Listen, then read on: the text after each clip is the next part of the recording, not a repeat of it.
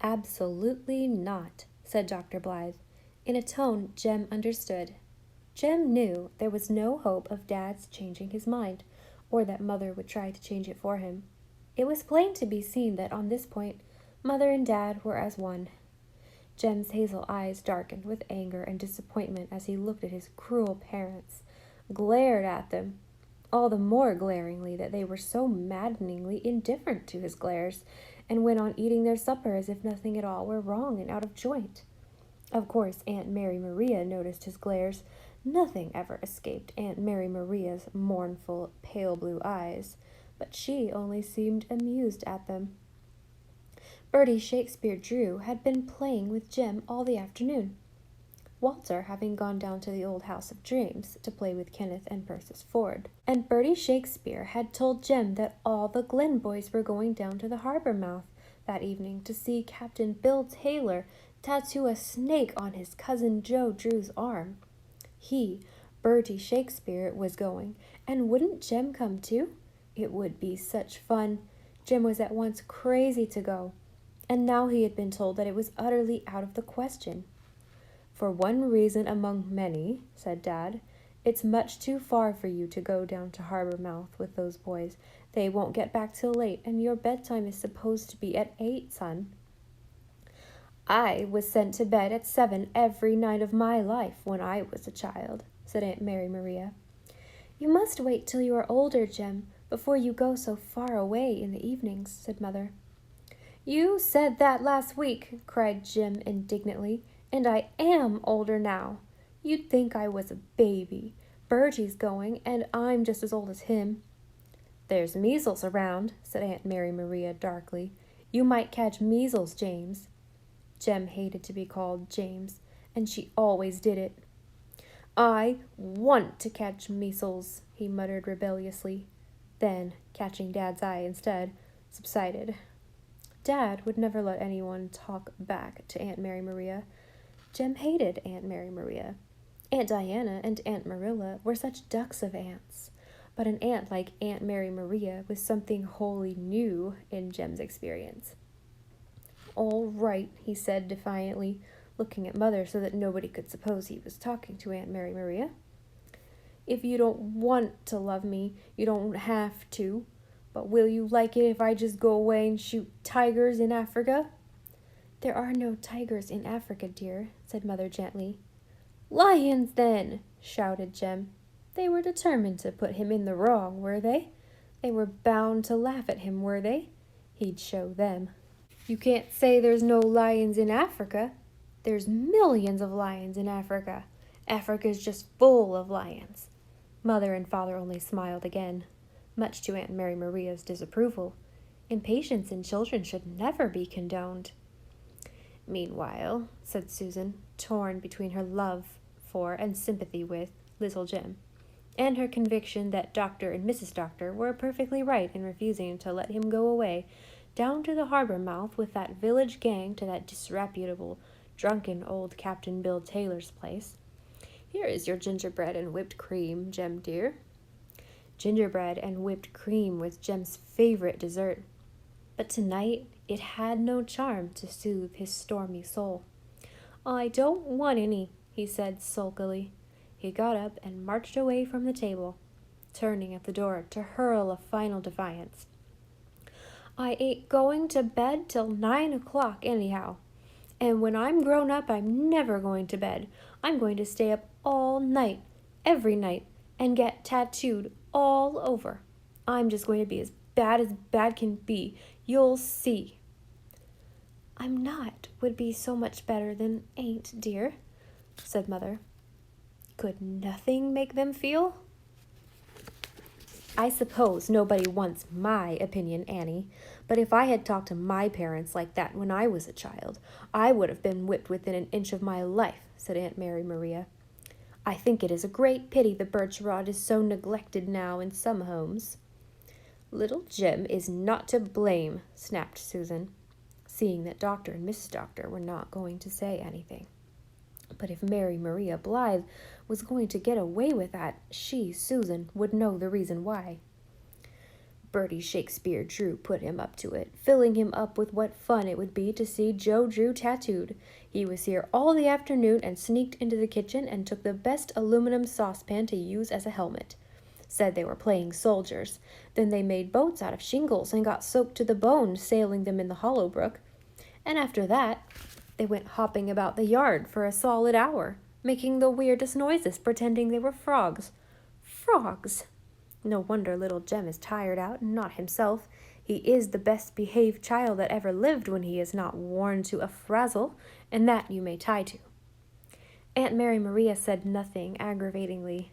She never talked to Susan Baker at mealtimes, thus expressing her disapproval over Susan being allowed to sit with the family at all. Anne and Susan had thrashed that out before Aunt Mary Maria had come. Susan, who knew her place, never sat or expected to sit with the family when there was company at Ingleside. But Aunt Mary Maria isn't company, said Anne. She's just one of the family, and so are you, Susan. In the end, Susan gave in, not without a secret satisfaction that Mary Maria Blythe would see that she was no common hired girl. Susan had never met Aunt Mary Maria, but a niece of Susan's, the daughter of her sister Matilda, had worked for her in Charlottetown and had told Susan all about her. I am not going to pretend to you, Susan, that I'm overjoyed at the prospect of a visit from Aunt Mary Maria, especially just now, said Anne frankly. But she has written Gilbert asking if she may come for a few weeks, and you know how the doctor is about such things. As he has a perfect right to be, said Susan staunchly. What is a man to do but stand by his own flesh and blood? But as for a few weeks, well, Mrs. Doctor dear, I do not want to look on the dark side of things, but my sister Matilda's sister-in-law came to visit her for a few weeks and stayed for 20 years. I don't think we need dread anything like that, Susan, smiled Anne. Aunt Mary Maria has a very nice home of her own in Charlottetown, but she is finding it very big and lonely. Her mother died 2 years ago, you know. She was 85, and Aunt Mary Maria was very good to her, and misses her very much. Let's make her visit as pleasant as we can, Susan. I will do what in me lies, Mrs. Doctor dear. Of course, we must put another board in the table, but after all is said and done, it is better to be lengthening the table than shortening it down. We mustn't have flowers on the table, Susan, because I understand they give her asthma, and Pepper makes her sneeze, so we'd better not have it. She is subject to frequent bad headaches, too, so we must really try not to be noisy. Good grief! Well, I have never noticed you and the doctor making much noise, and if I want to yell, I can go to the middle of the maple bush. But if our poor children have to keep quiet all the time because of Mary Maria Blythe's headaches, you will excuse me for saying I think it is going a little too far, Mrs. Doctor dear. It's just for a few weeks, Susan. Let us hope so. Oh, well, Mrs. Doctor dear, we just have to take the lean streaks with the fat in this world, was Susan's final word. So Aunt Mary Maria came, demanding immediately upon her arrival if they had had the chimneys cleaned recently. She had, it appeared, a great dread of fire. And I've always said that the chimneys of this house aren't nearly tall enough. I hope my bed has been well aired, Annie. Damp bed linen is terrible. She took possession of the Ingleside guest room, and incidentally of all the other rooms in the house, except Susan's. Nobody hailed her arrival with frantic delight. Jem, after one look at her, slipped out to the kitchen and whispered to Susan, Can we laugh while she's here, Susan? Walter's eyes brimmed with tears at sight of her, and he had to be hustled ignominiously out of the room. The twins did not wait to be hustled, but ran of their own accord. Even the shrimp, Susan averred, went and had a fit in the backyard. Only Shirley stood his ground, gazing fearlessly at her out of his round brown eyes from the safe anchorage of Susan's lap and arm.